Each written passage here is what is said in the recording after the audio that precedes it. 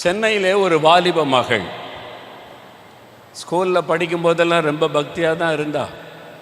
அப்பா அம்மா ரொம்ப பக்தி உள்ளவங்க, சர்ச்சுக்கெல்லாம் கூட்டிகிட்டு போவாங்க, பைபிள் வாசிப்பாங்க, ஜெபிக்க பக்தியாக இருந்த மகள் தான். காலேஜுக்கு போன உடனே லைஃபே ஒரு சேஞ்ச் வருது. கல்லூரிக்கு போன உடனே நிறைய பணக்கார பிள்ளைகள் கை நிறைய பணம் வச்சு செலவு பண்ணுறாங்க, ஜாலியாக இருக்கிறாங்க, நினச்சதெல்லாம் வாங்குகிறாங்க, நினச்சதெல்லாம் செய்கிறாங்க, நினச்ச இடத்துக்கு போகிறாங்க, காலேஜை கட்டடிச்சது கூட ஊர் சுற்றுறாங்க, ஜாலியாக இருக்குது. இவளுக்குள்ள ஒரு ஆசை. அவருடைய ஃப்ரெண்ட்ஸு சொன்னாங்க, இந்த வயசில் அனுபவிக்காமல் எப்போ அனுபவிக்கிறது, நீயும் வா எங்கள் கூட, நாங்கள் வேணால் செலவு பண்ணுறோன்னு சொல்லி அவளையும் கூட்டி சேர்த்து கொண்டாங்க. இவளும் பாருங்கள், அந்த பாவ ஆசைக்கு இடம் கொடுத்து விட்டாள். அதனால் தவறான பாவ பழக்கங்களை அவங்க சொல்லி கொடுத்துட்டாங்க. சந்தோஷமாக தானே இருக்குது, வாலிப வயசில் தானே இதை அனுபவிக்க முடியும் என்று சொல்லி அவளும் அந்த பாவ வாழ்க்கைக்குள்ளே நுழைந்து விட்டாள். ஆரம்பத்தில் இன்பமாக தான் தெரிஞ்சுது, நல்லா தான் இருந்துச்சு. அதன் பிறகு அந்த நோயினுடைய தாக்கம், அந்த பாவத்தினுடைய தாக்கம் சமாதானத்தை இழந்துட்டா. இப்போ நிம்மதி இல்லை, அந்த பாவம் கண் முன்னால் வந்து நிற்கிது. அதனால் படிக்க முடியல, படிப்பில் தோல்வி, அதனால் நிம்மதியாக இருக்க முடியாமல் பாவத்தை விடவும் முடியல, பாவத்தினால் பாதிப்பும் வந்து விட்டார். அதனால் வீட்டுக்குள்ளே எல்லாரோடு கூட சந்தோஷமாக இருக்க முடியல, நிறைய பாதிப்பை சந்தித்து விட்டாள். இப்போ சில பாவம் அவளை அடிமையாக்கி விட்டார். அதை செய்யாமல் இருக்க முடியல, செய்தாலும் அது நல்லதில்லை, சமாதானத்தை பாதிக்குது, என்ன பண்ணுறதுன்னு தெரியல. அதனால் யாரிடத்தில் சொல்ல முடியும்? இதை வீட்டில் எல்லோரும் நல்ல பிள்ளைன்னு நினச்சிக்கிட்டு இருக்கிறாங்க, அவங்ககிட்ட இப்போ எப்படி சொல்லுவது? ரொம்ப பாதிப்பு. அந்த வியாதி, பாவம் என்கிற வியாதி அவளை பற்றி விட்டார். ஒரு நாள் நம்ம ஜெபிக்கலாம் வாங்க நிகழ்ச்சியை டிவியில் பார்த்து கொண்டு இருந்தாள். அப்போது ஆண்டவர் அவளோடு பேசினாராம், மகளே, உன் பாவத்தை நீ என்கிட்ட உண்மையாக அறிக்கையிட்டீன்னா நான் உன்னை மன்னித்து அந்த பாவத்திலிருந்து விடுதலை தருவேன், நான் அந்த பாவத்தின் வல்லமிலிருந்து விடுதலை தருவேன், உனக்கு நிம்மதியான சமாதானமுள்ள வாழ்க்கையை தருவேன் அப்படின்னு ஆண்டவர் பேசினாராம். உடனே டிவிக்கு முன்னால் முழங்கால் படியிட்டு முதல் கண்ணீர் விட்டு அழுது ஜெபம் பண்ணினாள். இயேசுவே, எனக்கு என்ன செய்கிறதுன்னு தெரியல, இந்த பாவத்துக்கு நான் இடம் கொடுத்துட்டேன், இப்போ நிம்மதியெல்லாம் போச்சு, சமாதானம் எல்லாம் போச்சு, என் படிப்பெல்லாம் பாதிக்கப்படுது, என்னால் மனசாட்சி பாதிக்குது, எங்கள் குடும்பத்தோடு என்னால் சந்தோஷமாக இருக்க முடியல, எப்படியாவது எனக்கு மன்னிச்சு விடுதலை தாங்க, விடுதலை தாங்கன்னு சொல்லி கண்ணீர் சிந்தி அழுது ஜெபித்தாளாம். அப்போ ஒரு காட்சியை தேவன் காண்பித்திருக்கிறார். என்னன்னா, இயேசு சிலுவையில் தொங்கிக் கொண்டிருக்கிறார். அந்த சிலுவையிலிருந்து அவருடைய ரத்தம் அடிக்கிறது. ஒரு சொட்டு ரத்தம் அவருடைய தலையின் மேல் வந்து விழுந்ததை போல உணர்ந்தாளாம். ஒரு எக்ஸ்பீரியன்ஸ். ஒரு சொட்டு ரத்தம், இயேசுடைய ரத்தம் தலை மேலே விழுந்ததை உணர்ந்தாளாம். அப்போ அந்த ரத்தம் அப்படியே தலையிலிருந்து கீழ் வரைக்கும் அப்படியே பரவுகிறது. ஒரு தேவ பிரசன்னம், அந்த இரத்தத்தின் வல்லமை அவளுக்குள்ள அந்த பாரத்தை எல்லாம் மாற்றிவிட்டது, அந்த பயத்தை எல்லாம் மாற்றிவிட்டது, அப்படியே இருதயம் லகுவாக்கி விட்டது. தான் பரிசுத்தமாக்கப்பட்டதை உணர்ந்தாள், ஆண்டவரை துதிக்க ஆரம்பித்தாள். அதன் பிறகு அந்த பாவத்தை குறித்த நாட்டமே அவளுக்குள்ளே வராதபடி இருதயம் புது இருதயமாய் மாற்றப்பட்டு விட்டது. அவள் மகிழ்ச்சியோடு எழுதினாள், ஒரு சொட்டு இயேசுவின் ரத்தம் என்னை முற்றிலும் கழுவி பரிசுத்தமாக்கி விட்டது. அல்லேலூயா. இதுதான் மருந்து. உங்களுடைய ஆத்மாவை அந்த பாவ நோயிலிருந்து விடுதலை கொடுக்கிற மருந்து இயேசுவனுடைய ரத்தம். அந்த இரத்தத்தின் வல்லமை உங்களுக்குள்ள இறங்கும் பொழுது பாவத்தினுடைய வேர் அறுக்கப்பட்டு விடும். பாவத்தினால் உண்டான கரைகள் உங்களுடைய உள்ளத்தை விட்டு விலக்கப்பட்டு விடும். பாவத்தினால் உண்டான பாதிப்புகள் எல்லாமே மாறிவிடும். உங்களுடைய இருதயம் புது இருதயமாய் மாறிவிடும். அப்போ உள்ளத்தில் ஒரு பெரிய சந்தோஷம், மன மகிழ்ச்சி வந்துவிடும். இன்றைக்கு அதுதான் முதலாவது நடக்க போகிற விஷயம். அந்த அற்புதம் உங்களுக்கு சிலருக்கு தேவை. அதனால தான் ஆண்டவர் உங்களோடு பேசுகிறார். மதுரையில் ஒரு வாலிப தம்பி, அந்த வாலிபன் கல்லூரியில் படித்து கொண்டு இருந்தான். பக்தி உள்ளவன், சர்ச்சுக்கெல்லாம் போவான், பக்தி ஆராதனைக்கெல்லாம் போவான், பைபிள் வாசிப்பான், ஜெபம் பண்ணுவான். இயேசுவின் மேல் அன்பு பக்தி எல்லாம் இருந்தது. ஆனால் ஒரு பக்கம் பாவமும் இருந்தது. ஒரு பக்கம் பக்தி, இன்னொரு பக்கம் பாவம். ஒரு நாள் அந்த சர்ச்சில் இருந்து வயசானவங்கெல்லாம் வாரம் வாரம் ஊழியத்துக்கு போவாங்க. ஞாயிற்றுக்கிழமை மாலையில் பக்கத்து கிராமத்துக்கு போய் சுவிசேஷம் அறிவிப்பாங்க, தெரு பிரசங்கம் பண்ணி டிராக்ஸ் எல்லாம் கொடுப்பாங்க. இந்த வாலிபனுக்கு அது தெரியும். இவனுக்கு ஆசை, நம்மளும் போய் இயேசுவுக்கு ஊழியம் செய்யணும். அவன் சொன்னான், நீங்கள் ஊழியத்துக்கு போகிறீங்களே, நான் உங்கள் கூட வரட்டுமான்னு கேட்டான். அவங்களுக்கு ரொம்ப சந்தோஷம். எல்லாம் வயசானவங்களாக போய் ஊழியம் செய்கிறோம், முதல் ஒரு வாலிப தம்பி நான் ஊழியம் செய்ய வரேன்னு சொல்கிறானேன்னு சொல்லி, சரி வா எங்களோடனே அழைச்சிட்டு போனாங்க. ஒரு கிராமத்துக்கு போன போது, கிராமத்துக்கு வெளியிலே ஒரு ஸ்கூல்.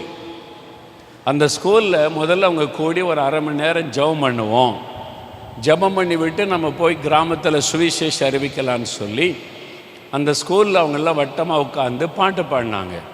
சந்தோஷம் பொங்குதே, சந்தோஷம் பொங்குதேன்னு கைத்தட்டி அப்படியே பாட்டு பாடுறாங்க. எல்லாம் துதிக்கிறாங்க. இந்த வாலிபன் அவங்களெல்லாம் பார்க்குறான். அவங்க சபையை சார்ந்தவங்க, வயசானவங்க, அவங்க சந்தோஷமாக பாடுறாங்க. அவங்களுடைய உள்ளத்தில் ஒரு மகிழ்ச்சி. இவன் பார்க்குறான், இவங்கெல்லாம் இவ்வளோ சந்தோஷமாக இருக்காங்களே, இவ்வளோ மகிழ்ச்சியாக இருக்காங்களே, இவ்வளோ சந்தோஷமாக பாட்டு பாடுறாங்களே, எனக்கு அந்த சந்தோஷம் இல்லையே. தனக்குள் ஒரு வெறுமை இருக்கிறதை அப்போ தான் அவன் உணர்ந்தான்.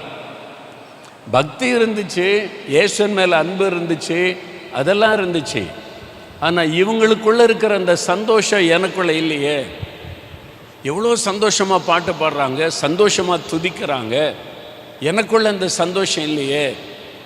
அப்போது அவனுக்கு அது பார்த்தபோது அவனுக்குள்ளே ஒரு உணர்வு வந்தது.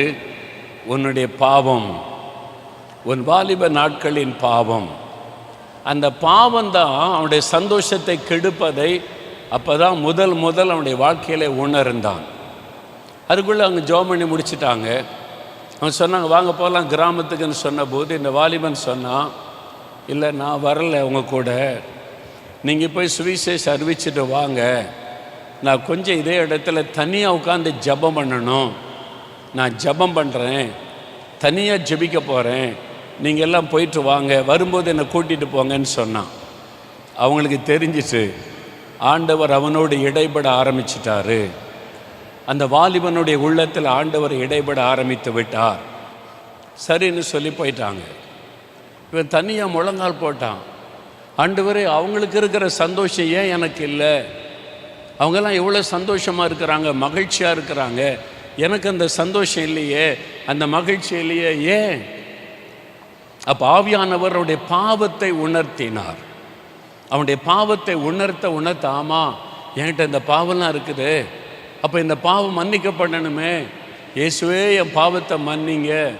தன் பாவத்தை மறைக்கிறவன் வாழ்வடைய மாட்டான், அறிக்கை செய்து விட்டு விடுகிறவன் இரக்கம் பெறுவான். அந்த வசனெல்லாம் ஞாபகத்துக்கு வருது. அது சொல்கிறான், இயேசுவே நான் பாவி தான், என்னை மன்னிங்க அப்படின்னு ஜெபிக்க ஆரம்பித்தா கண்ணீர் வருது. இதுவரைக்கும் இல்லாதவளுக்கு மனம் உடைந்து அழுது இயேசு கிறிஸ்துக்கிட்ட ஜெபம் பண்ணுகிறான். அப்படி ஜெபித்து கொண்டே இருக்கும்போது அந்த கண்ணீருக்கு நடுவில் ஒரு காட்சி அவன் பார்க்கிறான். என்ன காட்சி? சிலுவையில் இயேசு தொங்கி கொண்டிருக்கிற காட்சி. அவருடைய கைகளில் ஆணி அடிக்கப்பட்டிருக்குது, கால்களில் ஆணி அடிக்கப்பட்டிருக்குது. இயேசு அந்த சிலுவையில் தொங்கி கொண்டிருக்கிறார். ரத்தம் வடிய அந்த காட்சியை பார்க்குறான். அதை பார்த்தோன்னே இன்னும் பாரம், என்னுடைய பாவத்தினால தானே இயேசு அறையப்பட்டார் சிலுவையில், என் பாவத்தினால தானே சிலுவையில் ரத்தம் சிந்தினீங்க, இயேசுவே மன்னியும். அப்படி ஜெபிக்கும்போது அந்த சிலுவை காட்சி அவன் தலைக்கு மேலே வந்ததாம். கொஞ்சம் கொஞ்சமாக நகர்ந்து தலைக்கு மேலே. அப்போ இயேசுவின் கைகளிலிருந்து வடிந்த அந்த ரத்தம் அவன் தலைமையில் விழுவதை உணர்ந்தானா. அந்த இரத்தத்தின் வல்லமை இறங்கின உடனே அந்த பாவத்தின் பாரம் விலகினது. அந்த பாவத்தினால் உண்டான பயம், அந்த வேதனை எல்லாம் விலகி ஒரு மெய்யான சந்தோஷம், மகிழ்ச்சி உள்ளத்தை அப்படியே நிரப்ப ஆரம்பித்தார்.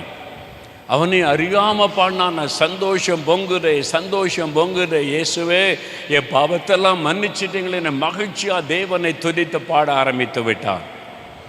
அந்த இயேசுடைய ரத்தம் அவனை கழுவி சுத்திகரித்து விட்டார். அதன் பிறகு கவர்மெண்டில் ஒரு பெரிய ஆஃபீஸராக வேலை செய்து ஊழியத்துக்கு அழைக்கப்பட்டு வேலையை விட்டு முழு நேரமாய் ஊழியம் செய்து தேசமெங்கிலும் போய் இயேசுவை மகிமைப்படுத்தின தேவனுடைய ஊழியக்காரனாய் மாறினார். எனக்கு அன்பானவர்களே, இயேசு கிறிஸ்துவின் ரத்தம் தான் உங்களுடைய ஆத்மாவில் இருக்கிற நோயை குணமாக்க முடியும், அந்த பாவ கரையை மாற்ற முடியும். அதுக்கு தான் இயேசு சிலுவையில் தன்னை பலியாய் கொடுத்தார். அதற்கு என்ன செய்யணும்? முதல்ல எனக்கு இந்த பாவ வியாதி தாக்கி இருக்குது, என் ஆத்மா பாவத்தினாலே கரை பிடித்து விட்டது, எனக்கு மன்னிப்பு வேணும், என் ஆத்மாவில் சுகம் வேணும், இயேசுவின் ரத்தம் என்னை கழுவ வேண்டும் என்று விரும்ப வேண்டும். சிலர் சொல்லுவாங்க, நான் என்ன பாவம் செய்துட்டேன் அப்படின்னு கேட்பாங்க. ஏன்னா பாவம்னா கொலை செய்வது, குடிப்பது, விபச்சாரம் செய்வது, இதுதான் பாவம் அப்படின்னு நம்ம நினச்சிக்கிட்டு இருக்கிறோம். நான் ஒரு சமயம் கன்னியாகுமரி மாவட்டத்தில் ஊழியத்துக்கு போயிருந்தேன்னா, அப்போ அந்த சபை ஊழியர் ஒரு வயசான ஆளுக்கு ஜெபிக்கணும், வியாதியோடு இருக்கிறாரு, அவருக்கு போய் ஜெபம் பண்ணணும்னு சொல்லி கூட்டிகிட்டு போனார். போன ஒரு வயசான ஐயா படுக்கையில் படுத்திருந்தார். கஷ்டப்பட்டு அவர் மெதுவாக எழும்பி உட்கார்ந்தார். வயசான தகப்பனார். அவருக்காக ஜெபிக்க கூட்டிகிட்டு போனாங்க. நான் பார்த்து, ஆண்டவர் இவருக்கு என்ன நான் சொல்லணும், என்ன சொல்லி ஜெபிக்கணும் ஆண்டவரேன்னு ஜெபம் பண்ணேன். ஆண்டவர் சொன்னார், இந்த மத்தேயு 9 அதிகாரம் முதல் 2 வசனம் இருக்குல்ல, இப்போ வாசித்தம்பாங்க, அந்த வசனத்தை வாசின்னு சொன்னார். நான் பைபிளை திறந்து, மகனை திடன்கொள், உன் பாவங்கள் உனக்கு மன்னிக்கப்பட்டதுன்னு இயேசு அவரை பார்த்து சொன்னார்ல, அதை வாசித்துட்டு, ஐயா இயேசு என்றைக்காவது உங்களை பார்த்து இப்படி சொல்லியிருக்கிறாரா? மகனே உன் பாவங்கள் உனக்கு மன்னிக்கப்பட்டதுன்னு இயேசு சொல்லி இருக்கிறாரா அப்படின்னு கேட்டேன். அவர் ஒரு பதில் சொன்னார் பாருங்க, நானே அதிர்ந்து போயிட்டேன். நான் பாவம்லாம் ஒன்றும் செய்யலையா, நான் சர்ச்சுக்கு போவேன் வருவேன், நான் அடுத்த ஆள் சொத்தெல்லாம் எடுத்ததில்லை, யார் வம்பு தொம்புக்கும் போக மாட்டேன், நான் உண்டு என் வேலை உண்டு, பாவம்லாம் நான் செய்யலை சொல்லிட்டு வாய் நிறைய வெத்தலை போட்டு துப்பிக்கிட்டு இருக்கிறார். நான் இப்போ பாவமே செய்யலைன்னு சொல்கிறாரு, இவருக்கு என்ன சொல்கிறது ஆண்டவரே அப்படின்னு அடுத்த ஆண்டவருடைய முகத்தை பார்த்தேன். ஆண்டவர் சொன்னார், மார்க் 7ஆம் அதிகாரம் 21ஆம் வசனத்திலேருந்து 23 வரைக்கும் வாசின்னு சொன்னார். உடனே பைபிளை திறந்து மார்க் 7 21லேருந்து 23 அந்த இயேசு சொன்ன வசனத்தை அவருக்கு வாசித்தேன். அந்த வசனத்தில் என்ன இருக்குன்னு பாருங்கள், கவனமாக கேளுங்க. எப்படி எனில் மனுஷருடைய இருதயத்துக்குள்ளிருந்து பொல்லாத சிந்தனைகளும் விபச்சாரங்களும் வேசித்தனங்களும் கொலைபாதகங்களும் களவுகளும் பொருளாசைகளும் துஷ்டத்தனங்களும் கபடும் காம விகாரமும் வன்கண்ணும் தூஷணமும் பெருமையும் மதிகேடும் புறப்பட்டு வரும். பொல்லாங்கானவைகளாகிய இவைகள் எல்லாம் உள்ளத்திலிருந்து புறப்பட்டு மனுஷனை தீட்டுப்படுத்தும் என்றார். இப்போ இயேசு ஒரு காரியம் சொல்கிறார், மனுஷனுடைய உள்ளத்துக்குள் இருந்து பொல்லாத சிந்தனை, விபச்சாரம், வேசித்தனம், கோபம், சண்டை, பகைகள், வைராக்கியம், இதெல்லாம் உள்ளத்திலிருந்து புறப்பட்டு மனுஷனை தீட்டுப்படுத்தும். நான் அதை வாசித்து கேட்டேன், ஐயா இதில் சொல்லப்பட்ட பாவம் ஒன்று கூட நீங்கள் செய்யலையா அப்படின்னு கேட்டேன். அவர் உடனே சொன்ன, ஐயா நான் பாவி ஐயா, நான் இந்த பாவத்தெல்லாம் செய்திருக்கிறேன் ஐயா, என் ஆண்டவர் மன்னிக்கணும். அப்போ தான் அந்த பாவி என்கிற உணர்வு வந்தது. எனக்குள்ள ஒரு பாவ வியாதி இருக்குது, நான் பாவம் செய்துட்டேன், கரைப்பட்டு விட்டேன், எனக்கு அதிலிருந்து ஒரு விடுதலை வேணும், சுகம் வேணும் அப்படின்னு முதலாவது விரும்ப வேண்டும். நீங்கள் கொலை செய்யாமல் இருக்கலாம், அடுத்தவங்க சொத்தை அபகரிக்காமல் இருக்கலாம். கோபம், எரிச்சல், வைராக்கியம், பகைகள், சண்டைகள், ஏமாற்றுகிற காரியம், அடுத்தவங்களை குறை சொல்லுவது, மற்றவருடைய உள்ளத்தை காயப்படுத்துவது, பெருமை, இச்சைகள், எத்தனை பாவம் இருக்கிறது. ஆண்டவர் சொல்ல, இதெல்லாம் உன்னுடைய இருதயத்தை தீட்டுப்படுத்தும், இதெல்லாம் உன் ஆத்மாவை பாதிக்கும். இப்ப சொல்லுங்க, அதுல இருந்தெல்லாம் நீங்க விடுதலை பெற்றுட்டீங்களா? அந்த பாவ நோயெல்லாம் உங்களை விட்டு போய்விட்டதா? இயேசுவின் ரத்தத்தினால் உங்களுடைய இருதயம் கழுவப்பட்டு விட்டதா? இல்லை, நான் முதலாவது ஆண்டவர் சொல்றார், என் மகனே, நான் உனக்கு ஆரோக்கியம் வர விரும்புகிறேன். உன் ஆத்மாவிலே நான் ஆரோக்கியம் வர பண்ணுவேன். முதல்ல உன் ஆத்மாவில் ஆரோக்கியம் வரணும், அப்போ தான் சரீரத்தில் சுகம் வரும். உன் ஆத்மா சுகமடைந்தால் சரீரத்தில் சுகம் வரும். உன் ஆத்மாவில் சுகம் உண்டானால் உன் குடும்பத்துக்குள்ளே சமாதானம் வரும். உன் ஆத்மாவில் உனக்கு சுகம் உண்டானால் உன் வாழ்க்கை ஆசீர்வாதமாக இருக்கும். முதலாவது உன்னுடைய ஆத்மாவில் நீ சுகத்தை பெறணும்.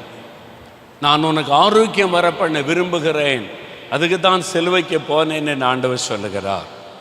யோசித்து பாருங்க, கல்வாரி சிலுவையில் கைகளில் கால்கள் ஆண் அடிக்கப்பட்டு இயேசு அந்த சிலுவையில் தொங்குகிறார். நம்முடைய கைகள் செய்த பாவத்துக்காக அவருடைய கைகளை ஆண் அடிக்க ஒப்பு கொடுத்தார். நம்முடைய கால்களில் விரைந்தோடி செய்த பாவத்துக்காக கால்களை ஆணி அடிக்க ஒப்பு கொடுத்தார். நாம் சிந்தித்து செய்த பாவத்திற்காக தலையிலே முள்முடி சூட்டப்பட அவர் ஒப்பு கொடுத்தார். நாம் இருதயத்தில் இருந்து புறப்படுகிற பாவங்களுக்காக இருதயத்தை ஈட்டினால் துளைக்க ஒப்பு கொடுத்தார். தன் சரீரம் முழுவதையும் காயப்படுத்த இரத்தம் சிந்த ஒப்பு கொடுத்தார். உங்களுக்காக உங்களுக்காக உங்களுக்காக உங்களுக்காக அவருடைய இரத்தம் உங்களை கழுவ ஆயத்தமாயிருக்கிறது. அந்த பாவ நோயை மாற்ற ஆயத்தமாயிருக்கிறது. அவருடைய இரத்தம் உங்களை கழுவி விட்டால் உங்களுடைய இருதயம் புது இருதயமாக மாறிடும். கரைகள், பாவ கரைகள் இல்லாத இருதயமாக மாறிவிடும். அப்பொழுது உங்களுடைய ஜெபம் கேட்கப்படும். அப்பொழுது சரீரத்திலே சுகமுண்டாகும், அற்புதம் நடக்கும். முதலாவது உங்களுடைய ஆத்மாவிலே சுகம். யாவரும் எழுந்து நிற்போம். ஆண்டவர் முதலாவது உங்களுக்கு ஆரோக்கியத்தை உண்டு பண்ண நினைக்கிற ஒரு காரியம் உங்களுடைய ஆத்மாவிலே ஆண்டவர் ஆரோக்கியம் வர பண்ண விரும்புகிறார். உங்களுக்கு சரீரத்தில் சுகம் தேவை, உங்கள் குடும்பத்துக்குள்ள ஒரு விடுதலை தேவை, உங்கள் வாழ்க்கையில் ஒரு போராட்டத்துக்கு முடிவு வேணும். அந்த ஆண்டவர் சொல்கிறார், முதலாவது உன் ஆத்மாவிலே சுகம் வேணும். உன் ஆத்மா சுகமாக இருந்தால் தான் நீ மற்ற அற்புதங்களை பெற்றுக்கொள்ள முடியும். உன் ஆத்மாவில் பாவ வியாதி வந்து பாவ கரைகள் வந்து விட்டால் நீ எப்படி ஜெபித்தாலும் உன் ஜெபம் கேட்கப்படாமல் போய்விடுமே. அதனால் முதலாவது உன் ஆத்மாவை நான் குணமாக்க விரும்புகிறேன், உன் ஆத்மாவில் ஆரோக்கியத்தை கொடுக்க விரும்புகிறேன் என்று இயேசு சொல்லுகிறார். அதற்கு சிலுவையில் தன்னுடைய இரத்தத்தை சிந்தினார். யோசித்து பாருங்க, உங்கள் பாவம் மன்னிக்கப்பட்ட நிச்சயம் உங்களுக்கு இருக்குதா? மகனே, உன் பாவம் மன்னிக்கப்பட்டது என்று இயேசு என்றைக்காவது உங்களை பார்த்து சொல்லி இருக்கிறாரா? மகளே, உன் பாவம் மன்னிக்கப்பட்டது என்று இயேசு சொல்லி இருக்கிறாரா?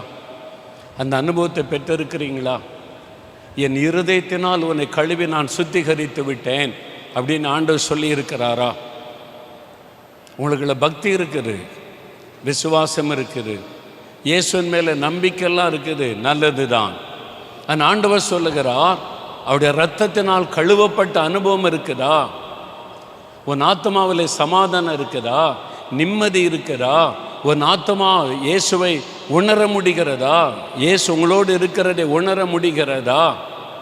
அந்த பாவம் தடையாக இருக்குது, ஆண்டவருடைய பிரசன்னத்தை தடுக்குது. உன் பெருமை, கோபம், எரிச்சல், கண்களின் இச்சைகள், மாமிசத்தின் இச்சைகள், சண்டைகள், பிரிவினைகள், ஏதோ ஒரு பாவம் தேவ பிரசன்னத்தை தடுக்கிறது. யோசித்து பாருங்க, ஏதோ ஒரு பாவம் ஒரு வியாதியை போல் உங்களை தாக்கிவிட்டாரு. ஆண்டவரிடத்தில் சொல்லுங்க, ஆண்டவரே, முதலாவது என் இருதயத்தில் ஆரோக்கியம் வர பண்ணுங்க, என் ஆத்மாவில் எனக்கு ஆரோக்கியம் வேணும். நான் இதுவரை பாவம் மன்னிக்கப்படாமல் இருக்கிறேனே, ஏற்கனவே பாவம் மன்னிக்கப்பட்ட அநேகருங்க இருக்கிறீங்க. உங்களுக்காக ஆண்டவரை துதிக்கிறேன். ஏற்கனவே அவருடைய ரத்தத்தினாலே நீங்கள் கழுவப்பட்டு இருக்கிறீங்க. ஏற்கனவே அவருடைய ரத்தம் உங்களை சுத்திகரித்து விட்டது. அந்த அனுபவம் பெற்ற நிறைய பேர் இருக்கிறீங்க. உங்களுக்காக ஸ்தோத்திரம்.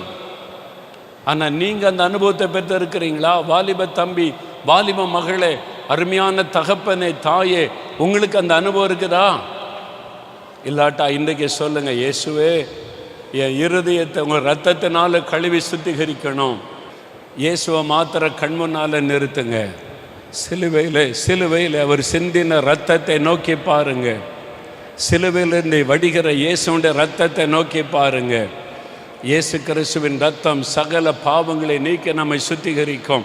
அந்த ரத்தத்தை நோக்கி பாருங்க. கண்களை மூடி ஆண்டவர் என்னோடு பேசி இருக்கிறார். என் ஆத்மாவிலே பாவ வியாதி இருக்கிறது. என் ஆத்மா இன்னும் கழுவப்படவில்லை. என் ஆத்மாவிலே சமாதானம் இல்லை. என் உள்ளத்துக்குள்ளே நிம்மதி இல்லை. இந்த பாவம் தடுக்கிறது. இந்த பாவம் இந்த பெருமை, பொறாமை, எரிச்சல், கோபம், கண்களின் இச்சைகள், மாமிசத்தின் இச்சைகள், சண்டைகள், பிரிவினைகள், ஐயோ இந்த பாவம் என்னை கரைப்படுத்தி என் சமாதானத்தை கெடுக்கிறதே. இயேசுடைய பிரசன்னத்தை உணர முடியலையே. அவருடைய சந்தோஷத்தை என்னால் உணர முடியலையே. இயேசுவே என்னை மன்னியும். இயேசுவே உம்முடைய இரத்தத்தினால் என்னை கழுவும். இயேசுவே உம்முடைய இரத்தம் என்னை கழுவட்டும். என் ஆத்மாவை கழுவும்படியான அந்த இரத்தம் என் மேலே இறங்கணும். அந்த இரத்த துளிகள் என் மேலே இறங்கணும். எனக்கு இந்த ஆரோக்கியம் வேணும். என் ஆத்மாவில் சுகம் வேண்டும். ஆண்டவர் என்னோடு பேசினார். என்னுடைய ஆத்மா கரைப்பட்டு இருக்கிறது. என் ஆத்மாவில் பாவ வியாதி இருக்கிறது. நான் அதை உணர்கிறேன். இன்றைக்கு அவருடைய ரத்தம் என்னை கழுவ வேண்டும். என்னை ஒப்பு கொடுக்கிறேன். அப்படி சொல்கிறவங்க இருந்தால் வலதுகரம் உயர்த்தி ஜெபம் பண்ணுங்க. தகப்பனே, உடைந்த உள்ளத்தோடு ஜெபிக்கிறாங்க, கண்ணீரோடு ஜெபிக்கிறாங்க. இயேசுவே என் பாவங்களை மன்னிங்க. இயேசுவே உம்முடைய ரத்தத்தினால என்னை கழுவுங்க. ஆண்டவரே இந்த பாவ கரைகள் நீங்கட்டும். இயேசுவே பாவ கரைகள் நீங்கட்டும் என்று ஜெபிக்கிறாங்கப்பா. கோபங்கள் மாறட்டும், பெருமைகள் விலகட்டும், இச்சைகள் விலகட்டும். இயேசுவே என்னை கழுவும் என்று ஜெபிக்கிறாங்க. இப்பொழுது உம்முடைய ரத்தத்தின் பெருந்துளிகள் இவர்கள் மேலே இறங்குவதாக. இயேசுவின் ரத்தத்தின் பெருந்துளிகள் இறங்குவதாக. இவர்களை பாவமற கழுவுவதாக. அந்த பாவ நோய் விலகுவதாக. அவருடைய ஆத்மாவிலே ஆரோக்கியம் வர பண்ணுவீராக. இயேசு கிறிஸ்துவின் ரத்தத்தின் வல்லமை அவர்களுக்குள்ள இறங்கட்டும் இப்பொழுது. இயேசுவின் ரத்தத்தின் வல்லமை இருதயத்தை கழுவட்டும். இன்றைக்கோடு அந்த பாவ கரைகள் நீங்கட்டும். இயேசுவே பாவ கரைகள் நீங்கட்டும்.